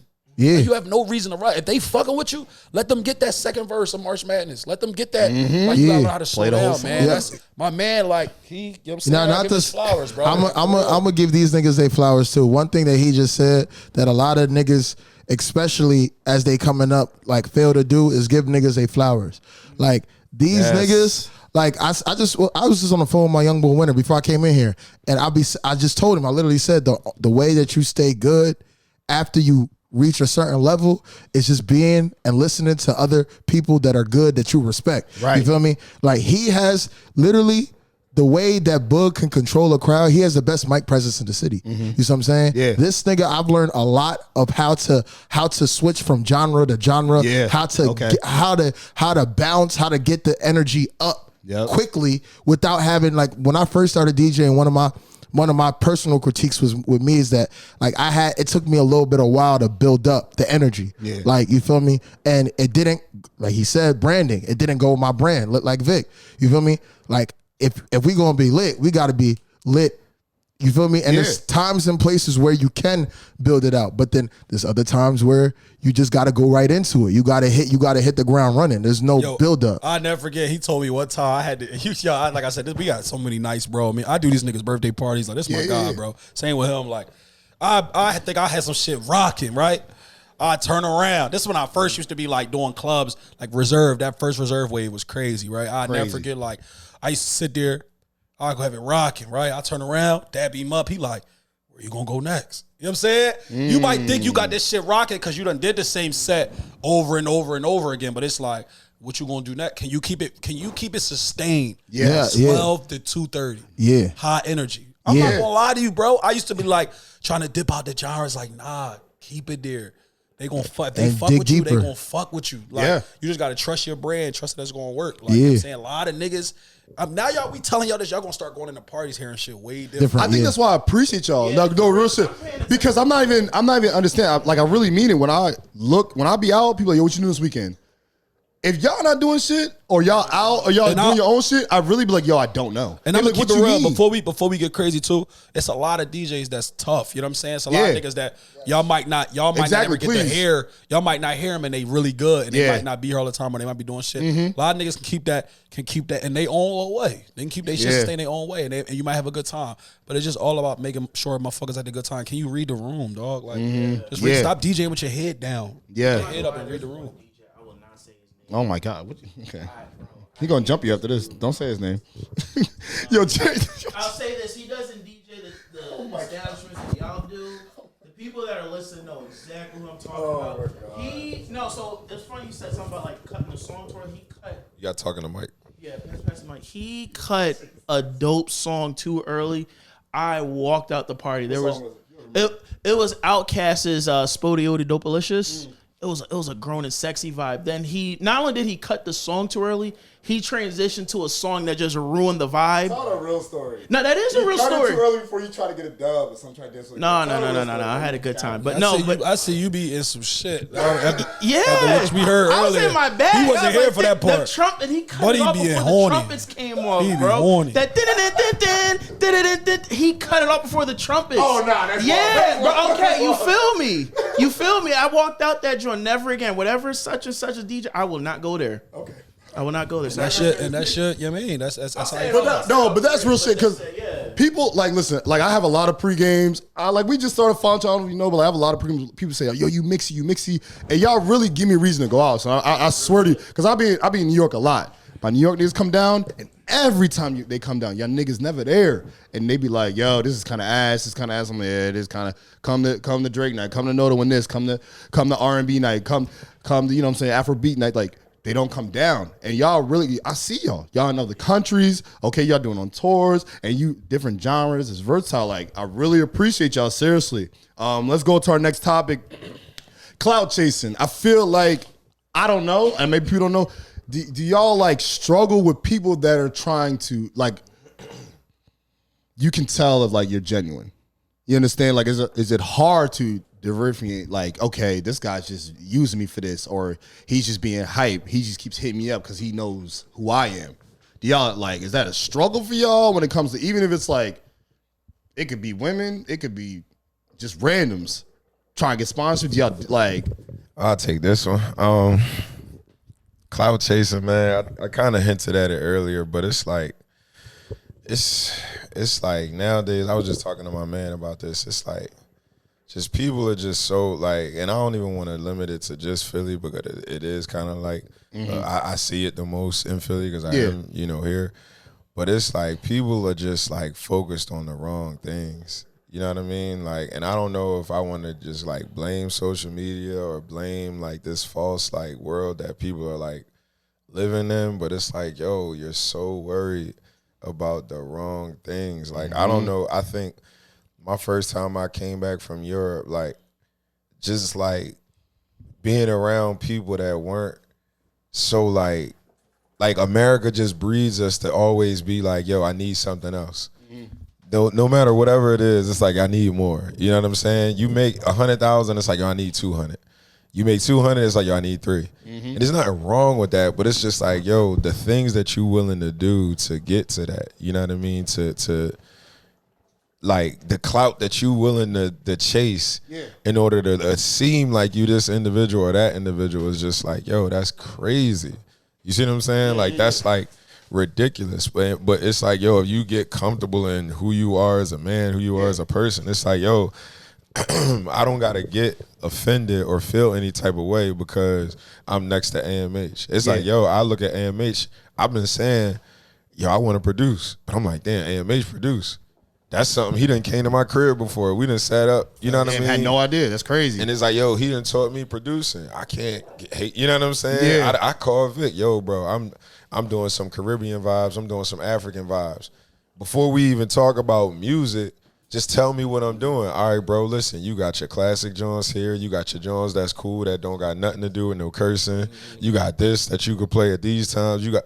That's, you know what I'm saying? Yeah, absolutely. And as much as people might say, you got this going on, you got that going on, it's yo, I still got stuff to learn. You know what I'm saying? Yeah. So I might be getting away from the point that you're making about clout. You know what I'm saying? But I'm just saying, yo, clout is just yo, it is. It's nothing, bro. It's really nothing. There's always going to be somebody who got more money than you. It's always going to be somebody who dress better. Yep. Somebody's girl is always going to look better than yours. Yet somebody's house going to be bigger. It's just how it is, bro. It's just how it is. And for the DJs, don't think because you doing something, you might have a hot week or you might have a hot month and you going crazy and you start talking a little too crazy on it. We see everything. Trust me. Yeah. There's always somebody else that's making hella moves that you ain't gonna see. Yeah. And then when they make the move, it's gonna be or it's why he done brought the topic up. It's yo, you can't call yourself what are you claiming? You can't. I'm trying to think of the best politically correct way to say this. That's just if you done been me. around What I'm everybody, saying. Go, I'll let you finish. What I'm saying is like there's people who can look at a blank canvas and create art. Right. And then there's people who can look at a canvas of art and say, all right, I'm gonna switch the sneaks on this joint, I'm gonna put this on that one, and I'm gonna do that with that one, and now that's that. You know what I'm saying? Yeah. But it's like, bro, you know what I'm saying? Like, don't say you do what I do because you in the same. You added some salt and some pepper and a little food coloring. And now it's like, all right. Now you calling it like, oh yeah, like it was lit like Vic, but now I'm lit like Vic.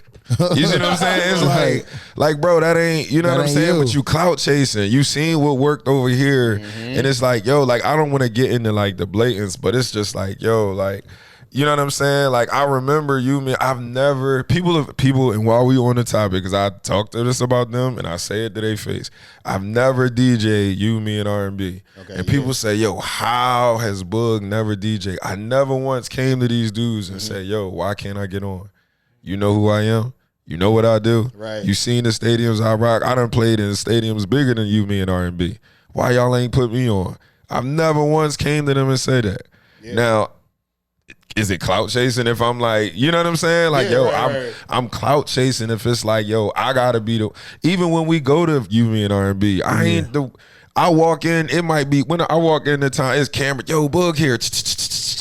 I didn't even come for that. Yeah. I came to chill my man and be backstage. I was going through it. My nigga K just sat on stage. As soon as I stood on stage and he looked at me, I'm like, yo, bro, come on, I'm here now. What we doing? Yeah. All right, bro, you know what? Yeah, I bet I got it. You see what I'm saying? Like, that ain't clout chasing. I didn't go up there to go get pictures on stage and people to be like, oh, Boog here. Now, y'all see me out here working another You, Me, and R&B in the books. 2,500 people. I ain't got nothing to do with You, Me, and R&B, but I'm posting pictures on the gram like I was on the stage rocking for two. That ain't me, bro. I don't need, you know what I'm saying? Like, that's just me, though. No, that's good. To piggyback off what he said about clout chasing, I feel like as far as like when you talk about other people in our field, when you talk about clout chasing, I think it's a confidence thing because at the end of the day, like these two are juggernauts out here, you feel me?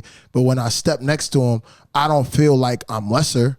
I just feel like these niggas I'm just with lit niggas. You know what I'm saying? Like, it's really that simple. I'm like, yo, like I'm lit and these two niggas is lit too. Like, yo, we here. You feel me? Yeah. And like it's, I think it's a genuine thing. I think it's a relationship thing because even people that like I know are doing their own thing and they rocking out, like it's mutual respect. And I'm not even where I want to be yet. So for mentally, like I don't necessarily even like think about clout because at the end of the day, like it's only going to come from me. Like I gotta build my quote unquote clout. And like he said, like, yo, like niggas is worried about the wrong things. Like, cause at the end of the day, whatever he's doing or whatever he's doing, it really don't got nothing to do with me. If you don't have your own, we all play different, but we all can get it there if we need to get when we need to get it there. Yeah. Let me break it down, not even to cut you off, but let me just break it down on it. Like it's like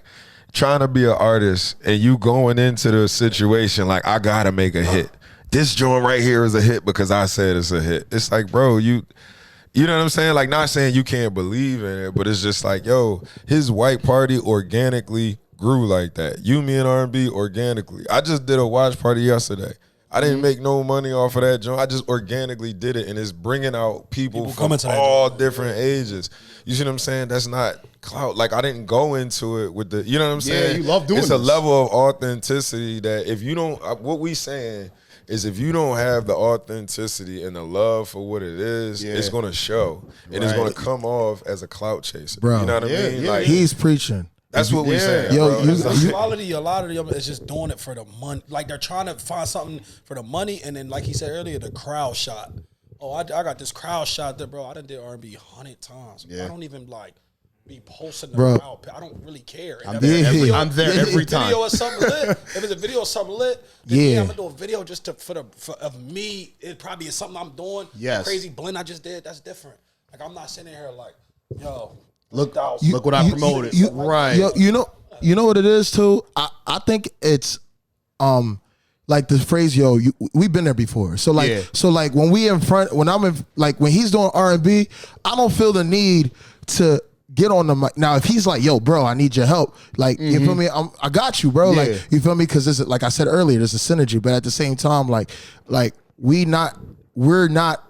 we're used to this. So it's like, at this point, it's kind of, like, I don't want to use the word redundant, but like me being on stage in front of 1,000 people while my man is DJing his crazy party isn't nothing that it's nothing I'm not used to. You see what I'm saying? Grabbing the mic and starting to talk all over your set just because and this I come to their parties, both of them, like he said, bro, I'll literally be in there like y'all know I'm there for real. Y'all know I'm there. I'm trying to see. Yes, sir. So I'm in there just like, dang, I'd have been at his parties plenty of times, bro. Bug might be doing something, be like, yo, my fault. I guess a habit. Shut up, bro. It's a habit. He know me too well. It's a habit. It's like, he might be like, yo, I'm about to stand up here and do this here. Like, just run these next 4 songs for me.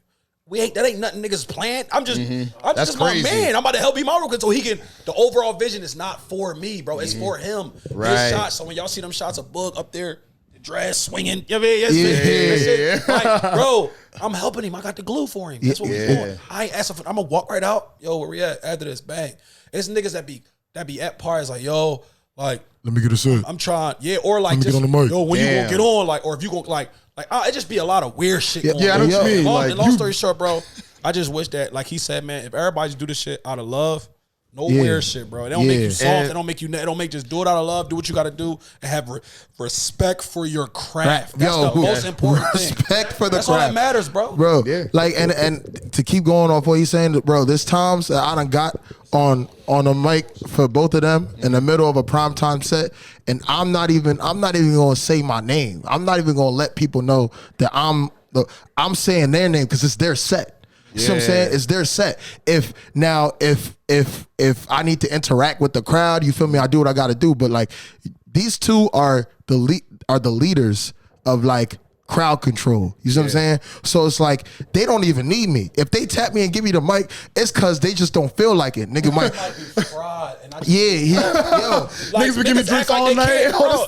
Niggas be acting like they too good. Yo, this not even that. Niggas be acting, and it ain't like I'm a nut. Nah, bro. I done probably DJ for 4 hours.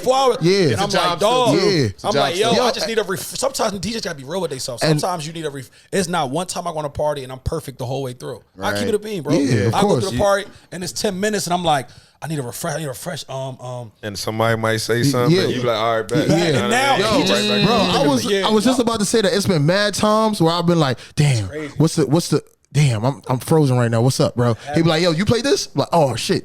And then that one suggestion give me 10 songs. You know what? Right. Y'all know what beat block is? You and- making beats and shit. Okay, like, yeah. and you can't get or writer's block. Yeah. That'll That'll happen when you DJ. And sometimes you don't have nobody there. Yeah. And you be You like, gotta I'm dig done for the deep. night. I done made hundreds of beats and I'm like, I'm done for the night. Like, I can't. My mind mentally won't. Yeah. We human. And- nigga. Let me give y'all the other side of it too. Is just like what Vic was saying earlier about the synergy and the clout chasing, and like what we all really saying is like is this an underlying level of respect that we got for each other. And the other side of it is just like, you know, to get away from like the clout and I guess like the negativity, but let's just talk about like the respect that people got for each other. You know what I'm saying? Like it'll be a moment where it's like each one of us has G-checked each other, and we ain't had to come to blows. It ain't get on Instagram. Y'all ain't hear about it. Right. It's Yeah, times that's a where lot. Vic, that I might be who I am, right? But Vic will still employ me to DJ one of his parties. Yo, I'm paying you, bro. You ain't promote this joint. I ain't look at him and say, nigga, you know who I am. Right, right. It's respect. I like that. I'm about to give y'all a story about Bug. I'm like, right? all right, bet. You know what I'm saying? So- All right, yo, next time you book me, I got you, bro. Yeah. If I go off the deep end, tell me, yo, we about to drop this day. Put that joint up. Yada Yep. yada. I got a story. I got a story. You know about what I'm saying? AMH. I remember when they was like, I remember a time way back when he talking about like during the reserve days. And it was like, this was like when Actor was bouncing. You know what I mean? Actor was doing this club, that club. And then I'm right behind him. I'm like, yo, I got 3 clubs in the night.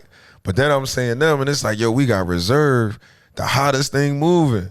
But all the top DJs keep trying to bounce from all these other bullshit opportunities when it's like, yo, this is the moneymaker. Right. But we doing a quick 30 over here to get $75. We doing a quick 20 over here to try and get another. Then we walking in reserve at 215, trying to push that to 230 to get another. It's like, bro. And I done did the whole Hey, cuz, yo. Come on, bro. Like, you had to say, yo, what is you doing? Yo, like, bro, I got a story about Boog, yo. That's real. This nigga one time, right? He's spinning, right? I pull up, and then he's obviously got the shit rolling. He gives me the mic.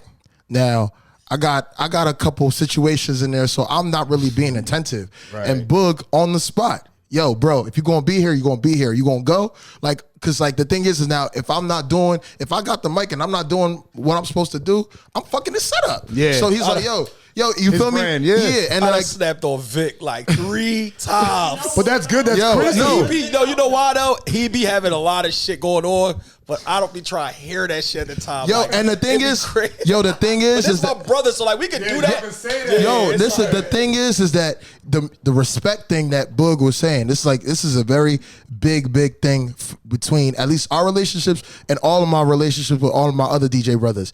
Like when we're in a set, right?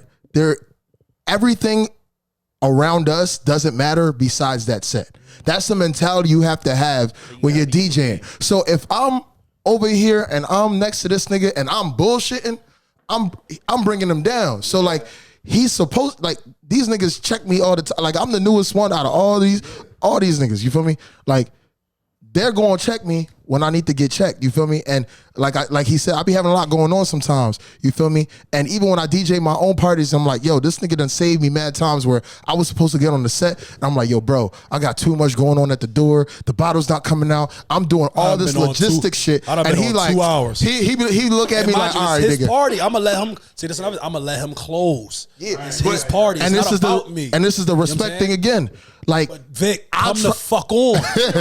We don't see this, yo. Yeah, because the outros be bumping. At the end of the day, the reason, and this is something that I don't know if I've ever said this to these niggas, but I'm gonna give these niggas their flowers. The reason why I don't care, like I could keep doing what I'm doing, because these niggas are gonna do what they gotta do. I don't gotta, it's not like every other DJ where I gotta pull up.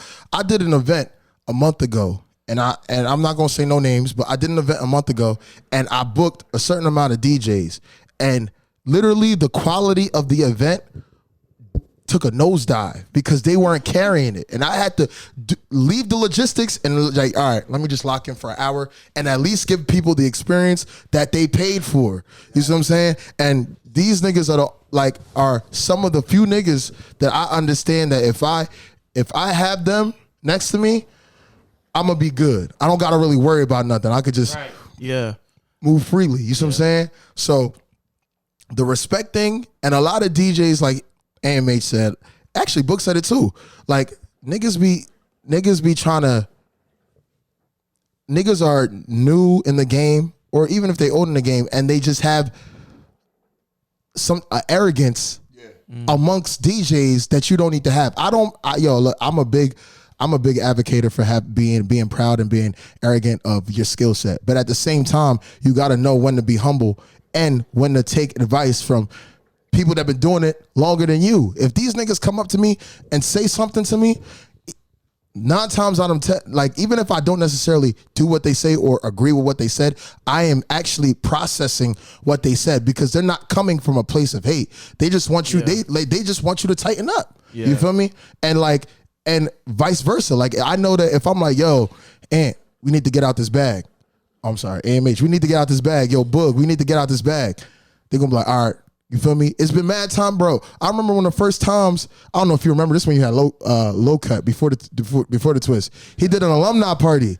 Okay. And this is one of the moments where I was like, yo, Boog is a humble nigga. He was like, after his set, he just wilded out. He was like, yo, bro. He pulled me to the side. He's like, yo, bro, how'd I do? Like, did I do all right? And this is somebody that like has been doing it longer than me, coming up to me asking for my opinion. You see what I'm saying? Yeah. And I opened for him that night. You see what I'm saying? It was my party. I opened for him, and he was like, "Yo, bro, how'd I do?" And I was like, "Yo, bro, you did your thing." You feel me? So I just want to double check. Like you could really tell me if like, and I'm like, "Yo, you did your thing." You feel me? Like, and honestly, in that moment, I'm like, "Damn, this is somebody I could really talk to about an opinion and not have it be negative." You see what I'm saying? Like he said, we never we might have like a back and forth about opinions, but it's never been that to the point where it's like, yo, I don't bro, fuck with him. yeah, you feel me? Like it's a and I appreciate that about them because, like I said, I came into the game later than they did. Yeah. You know what I'm saying? And these niggas speak their mind with me. They both speak their mind with me. I'll tell you that right now. Both of these niggas, when it comes to me, they don't hold their tongue. They go and say how they feel about whatever I'm doing, and that's the type of feedback. That's what a real friend is. Yeah. Because for all I know, these niggas could really be like, "Oh, you good, bro? You good, bro?" And then go back and like really talk like, "Yo, this nigga kind of light." You feel me? Like, and I know I'm not light, but at the same time, when you hear your peers and niggas have been in the game longer than you, like at least respect you, openly. It's love, bro. Like it's love. I think that's a great thing that you said right there because I think especially as black men, I hate to take a deep turn though. I think as black men, we're not used to hearing us admire the fact that we let our peers hold us accountable because any other time it's more so like, nah, they hating, they don't know what they talking about, and then you have all these falling outs. And I always say this, I always think my saying is that collaboration always supersedes competition. You know what I'm saying? And so I actually think it's a great thing that you guys like hold each other accountable because honestly, it's like if we're not gonna stand together for us, like who else will? You know what I'm saying? And that's the thing I kind of hate, like when I see us like beefing with one another over something that somebody meant, kind of like because friends fall out for less, let alone it's an opportunity where money is on the line, where brands are on the line, where the business integrity is on the line. So I think that's a dope thing that you guys got going on. And I definitely think that's something that the listeners should, take heed to, is that every person that you consider a friend should hold you accountable when you're not on your A game, especially when money's on the line, Yeah. Yo, y'all killing this, yo. I don't think people understand, like, a lot of podcasts, I feel like it's more of, yo, this person. Like, I feel like I never seen y'all sit down and talk, but y'all obviously do, right? So I feel like that had to be like spotlighted. And I noticed how y'all move. I've been there where I see Bill walking late after y'all, and I'm not knowing that he's just here to be here. Like, regardless, he got a book bag on all equipment. Nigga, I'm coming from a party. I'm showing up because my people here. But then you spinning. I'm like, oh, damn, book here. So it's crazy that because I know a lot of people don't understand this, yo. So y'all kidding. My wlast question, and we'll wrap this up. Y'all work with a lot of artists. Has there been a time like where they might have made you play something you didn't want to play because of the crowd, and you had to let them go, or like you understand? Like I seen one time, I don't know if y'all work with him, but Wiz when he was arguing with that DJ, and he had like real beef with him because he wanted to play his new album. I still don't know the album to this day. No offense to Wiz, love him, but he wanted to play his new stuff, and he wasn't trying to play it because that DJ, what y'all talking about is making sense now. He probably was feeling the crowd. And he was very arrogant. Yo, you know who I am? I'm this DJ. Nobody want to hear that new Wiz. Right, nobody want to hear new Wiz. Has there ever been a time where y'all was like, maybe didn't want to play something you was forced to play because of that level? So with that situation, as a DJ, I looked at that situation completely different. Okay. Wiz, I think in that situation, overdid his reaction. Mm-hmm. And I think the issue was I think the DJ only played like one or two songs on the tape, and he didn't have the whole album. And Wiz wanted a specific song off that album played, right? And that's how he reacted.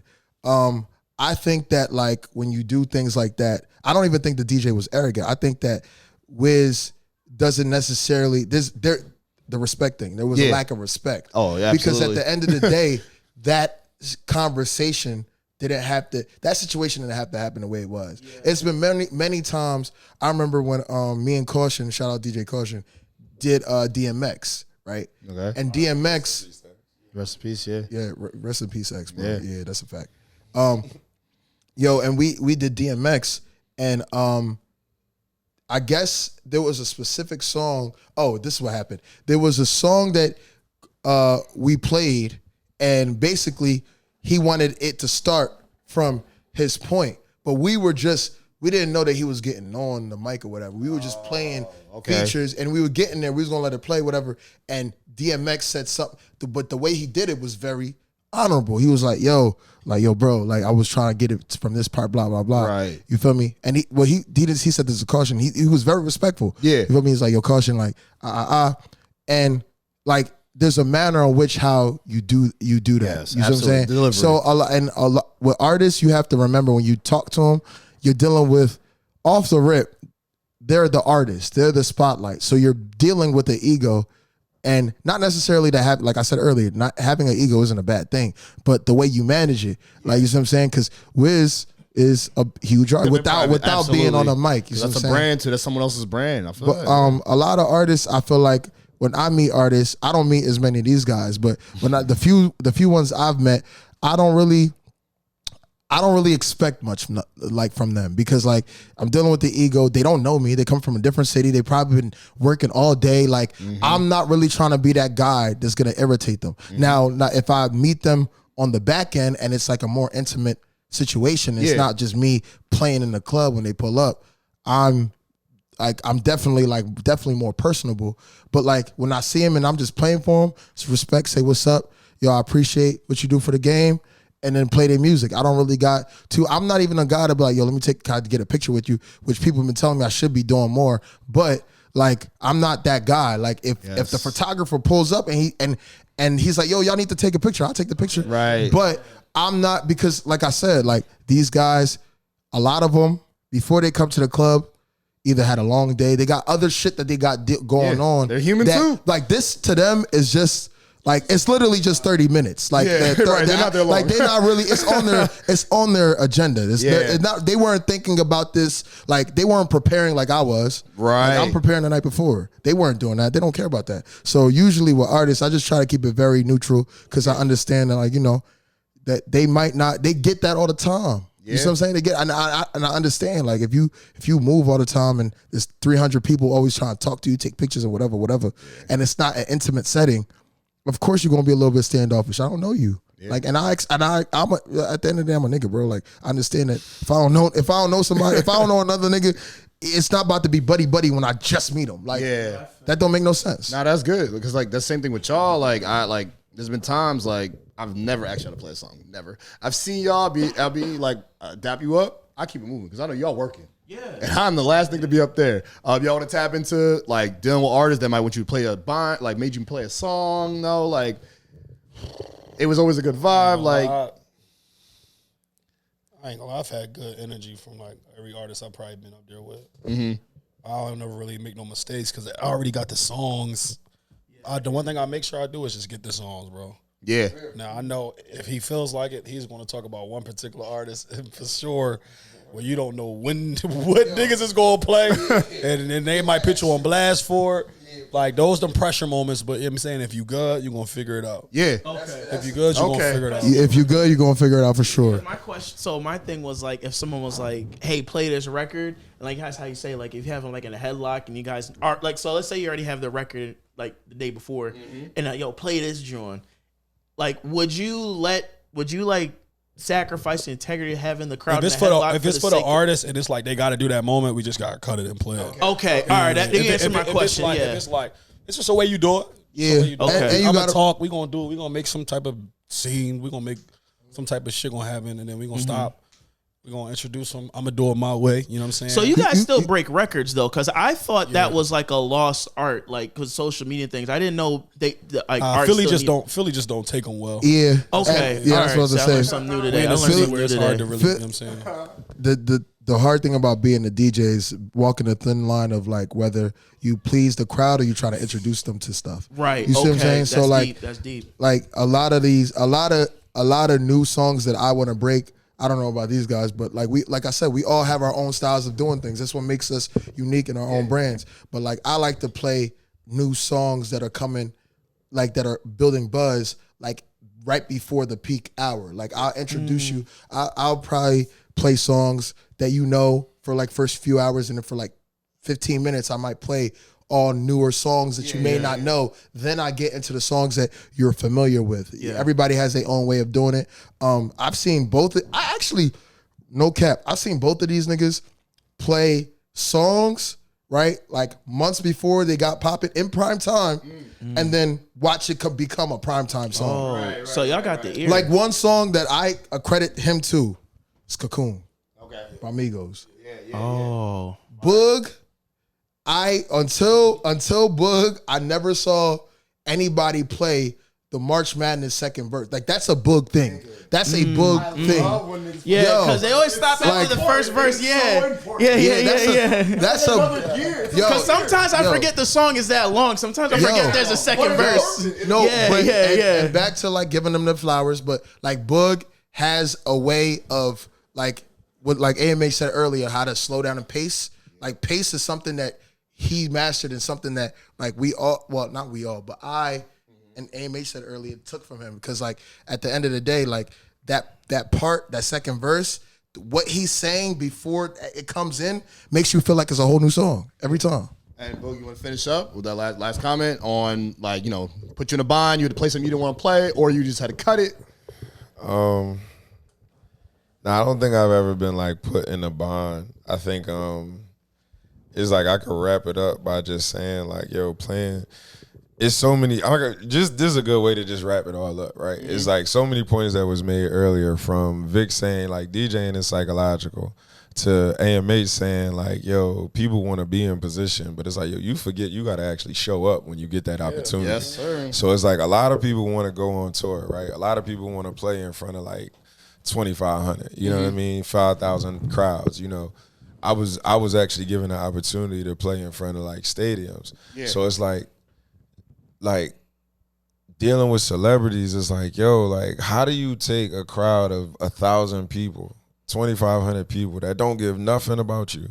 They're not here for you. They're not here to see you. How do you make them love you in a matter of seconds, in a matter of song choices? How do I get all of y'all to really buy into what I got going on? You see what I'm saying? It's psychological. You see what I mean? It's like, absolutely. Yo, how am I going to touch you in a way? And it's kind of like we giving y'all the game, but it's like, yo, like that's what DJing is. That's what music is. It's emotion. So it's like that's the psychological part. Knowing what to actually do in terms of like what he was saying earlier is like, yo, I done been in positions, and rest in peace to Dolph. I done been at CMG parties at Vanity Grand, and my opening DJ is dropping paper route music. And it's like, bro, what are you doing? What are you doing? Oh, I ain't think it was that deep. The song is called 100 Shots. What are you doing? Dang, bro, you think? Don't play with me.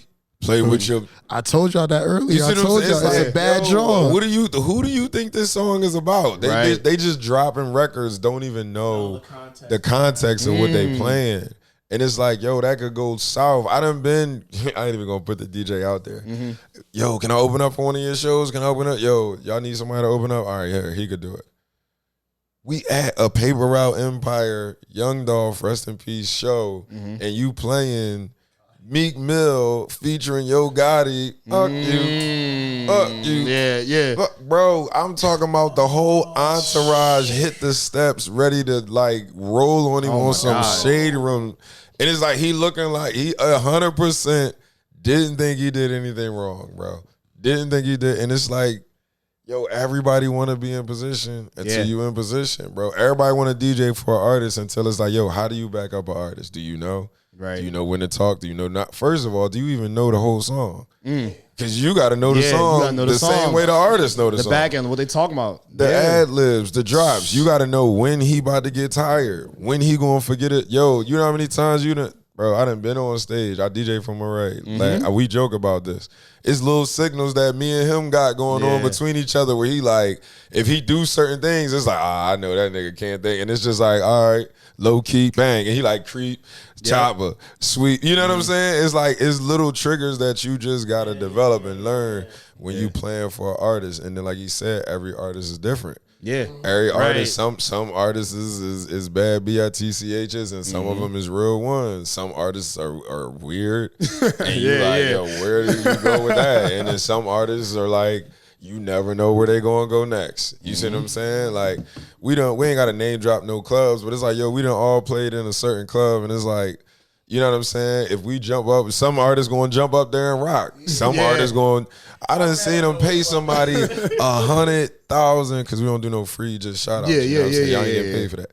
But it's like, bro, I done seen somebody get 100,000 and party with they back to the crowd the entire time. Yep. And then I done seen somebody who got one hit record and jump in the crowd with y'all. Right. It's like you don't That know was a what good you night. gonna get with the Yeah. You see what I'm saying? Yeah, So it's like, absolutely. if that's the answer to y'all question, like, I ain't really had no run-ins or no, like, yo, you don't want to play. But it's like, yo, to the DJs listening, like, when you want to get in position, know what you getting yourself into. Yeah. Don't ask to be in front of 2,000 people, and it's like you don't know how to manage 2,000 people. Homework, yeah. Everybody in there don't like trap music. Everybody don't like drill music. Everybody don't like R&B. Everybody don't like old school. If how you gonna tell them we gonna take y'all back, and it's like, yo, we born in 2001, bro. Yeah, where are we going? I don't even know who this is. I heard about Tevin, but I ain't never meet the boy. I just know that's the song they bro, how many times you done heard a song with a sample that we know the original song? That's what, they don't know. They just know, like, what? Lil such and such made that joint. And you like, bro, that was a Kanye sample. That Kanye sample from somebody. Exactly. So it's like, how do you know what I mean? I'm getting a little off topic, You but good, bro. Y'all good. Y'all killing this. Y'all listen, I just want to say thank you. We go on an hour 30. I just want to say shout outs to look, that's how it be, bro. We building. We're having great conversations. It's not like really a network thing. We building because, like, honestly, like, I had no idea about a lot of this stuff. It's not like we talked prior. It's like, yeah, we all cool. I see y'all, dap y'all up. You know, I know some of y'all people y'all be with, and I really appreciate y'all coming here, seriously. And I hope this can help y'all in some type of way down the line, and y'all definitely helped me. Shout outs to Reg and the Playmaker Podcast Network. His birthday's on Saturday. I'll be there. I'm bringing the hookah. We're going to turn up. You know the vibes. I didn't get an invite, Reg, but I'm going to be there anyway, though. Yeah. It's just like recess, bro. Members only. Oh, God. Members only. But no, seriously, thank you, gentlemen. We got events coming up the 29th, right? Halloween party. 2000s theme Halloween party. Shout out my partner, Dior. Yeah, shout out Dior. I got AMH for my young bull winner on it. Okay. And then Bug got the 70s party next day. You got the 70 party the next day? Yeah. Okay. Okay. Whole lot of motion. Yeah, y'all moving. Y'all taking the city Whole over, lot bro. of motion. We got G Herbo in the city Saturday. Okay. Shout out to Dope Shows. We had the Fillmore. What else? We got the 70s party coming up. That's actually on the 30th. Get your 70s attire. Not mandatory, but strongly suggested. It's a lot more going on, but This is upcoming. I'm literally doing a pod probably that day, and we're all gonna be dressed up. That's like the plan, and I'm going to. Yo, I'm going to that. listen, the 29th, I need you gotta act like you fucking somebody from the 2000s. I don't know what you want to be, Jay-Z. I don't know what I'm gonna do. I'm gonna figure it out. I don't know. I saw it had to be 2000 though, right? Yeah. Make sure that. But like Boog said, well, he's doing 70s. I'm doing 2000s. Not mandatory, but strongly suggestion. Mandatory costume though. You gotta wear something. Absolutely, yeah. You go pull up like a mummy with toilet paper around you. I don't really care. You feel me? Just pull up. I was there last year. It's dope. Thank you, gentlemen. And that's here for episode 4. Tap in, and that's it. Pregame on Cloud Feet.